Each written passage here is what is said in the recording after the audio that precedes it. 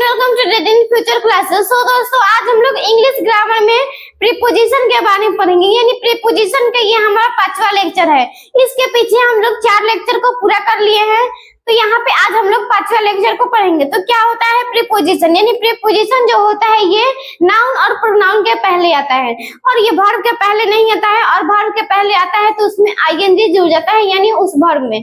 तो क्या देखेंगे आज हम लोग प्रीपोजिशन में यूज ऑफ एट के बारे में देखेंगे। तो एट का जो प्रयोग होता है हमारा एग्जैक्ट टाइम में होता है, यानी टाइम जो होगा हमारा पूरा एग्जैक्ट होगा, फिक्स होगा, उसमें जो होता है हमारा एट का प्रयोग होता है। उसके बाद क्या होगा पार्ट्स ऑफ डे, यानी डे जो होता है, यानी पार्ट्स ऑफ डे जैसे हो गया नाइट, गुड नाइट, यानी नाइट हो गया, नून हो गया, ये सब जो होता है हमारा डे अब पार्ट्स ऑफ डे में आता है। जैसे सनसेट, डॉन, डस्क, सनराइज, नून, नाइट। यानी सनसेट क्या होता है? सूर्यास्त। सनसेट क्या होता है हमारा? ये सूर्यास्त होता है। उसके बाद डॉन यानी भोर का समय होता है। उसके बाद क्या हो गया डस्क यानी गोधूली का समय, यानी शाम का जो समय होता है उसे हम गोधूली कहते हैं। उसके बाद सनराइज यानी सूर्योदय हो जाता है, ये सनराइज को हम सूर्योदय कहते हैं। उसके बाद नाइट, नून यानी दोपहर। उसके बाद नाइट यानी रात में। तो यहाँ पे हम देखेंगे कुछ एग्जाम्पल, जैसे मैं माई ग्रैंडफादर डैश 60, यानी यहाँ पे एग्जैक्ट टाइम बता रहा है कि मेरे दादाजी जो है 60 वर्ष के हैं। तो क्या हो जाएगा यहाँ पे हमारे एग्जैक्ट टाइम में एट का प्रयोग हो जाएगा। उसके बाद यहाँ पे है he left his train dash dawn, यानी डॉन जो होता है हमारा एक पार्ट्स ऑफ डे है। जैसे यहाँ पे डॉन है भोर का समय, तो क्या हो जाएगा यहाँ पे हमारा एट का प्रयोग हो जाएगा। इसके बाद यहाँ पे हमारा एक नोट है, जैसे इंड के बाद नाउन नहीं रहे तो, यानी इंड का अंत होता है, यानी इंड रहे, यानी किसी भी सेंटेंस में लास्ट में इंड रहे, उसके बाद नाउन नहीं रहे तो क्या लगता है यहाँ पे हमारा इन द इंड लगाते हैं। उसके बाद अगर एंड में यानी एंड और नाउन रहे तो, यानी कोई भी सेंटेंस में द इंड के बाद, यानी इंड के बाद जो होता है नाउन रहता है, तो क्या होता है हमारा एट द इंड का प्रयोग होता है। तो यहाँ पे हम एग्जांपल से समझेंगे। I shall talk to you dash the end, यानी यहाँ पे इंड हो गया, तो ये इंड हो गया, तो इंड के बाद हमारा नाउन नहीं है, तो क्या लगेगा हमारा इन द इंड, क्योंकि यहाँ पे नाउन नहीं रहे तो क्या लगेगा इन द इंड, तो यहाँ पे हमारा इन द इंड हो जाएगा।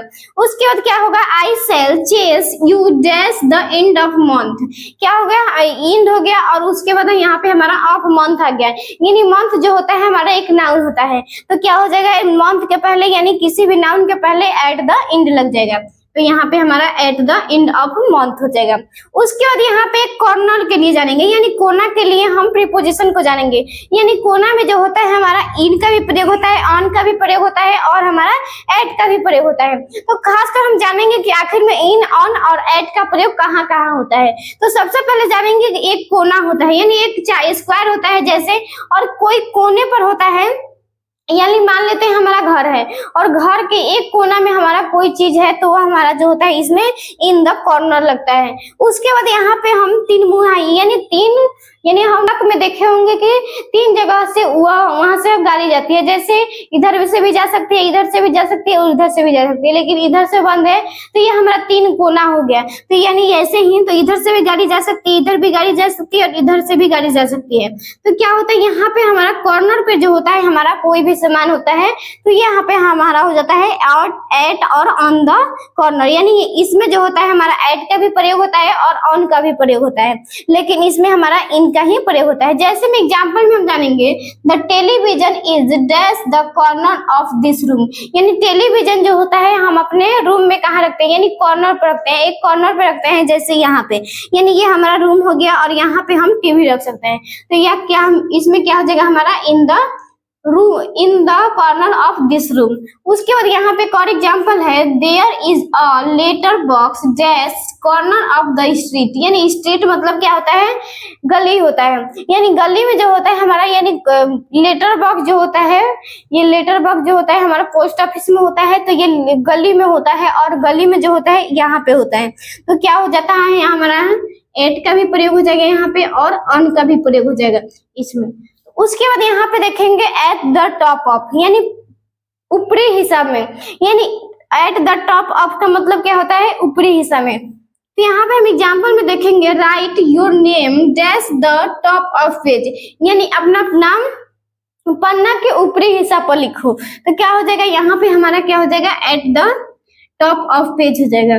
उसके बाद यहाँ पे हमारा इन है, यानी इन द रेन यानी वर्षा हो जाता है, इन द सन सूरज, उसके बाद इन द शेड यानी छाया, इन द डार्क यानी अंधेरी। उसके बाद यहाँ पे एट का प्रयोग होता है, जैसे एट सूट, एट एम यानी एम के साथ जो यानी लक्ष्य के साथ हम एट का प्रयोग करते हैं। उसके बाइट यानी काटना, लुक यानी देखना, यानी उसके बाद love, doubt, kick, shoot, smile, इन सभी में जो होता है हम एट का प्रयोग करते हैं। और इन सब में हम रैन, सन, शेड और डार्क में क्या करते हैं, हम इनका प्रयोग करते हैं। इसके बाद यहाँ पे जानेंगे हम यूज ऑफ ड्यूरिंग के बारे में। यानी ड्यूरिंग का अर्थ जो होता है हमारा के दरमियान या के दौरान होता है।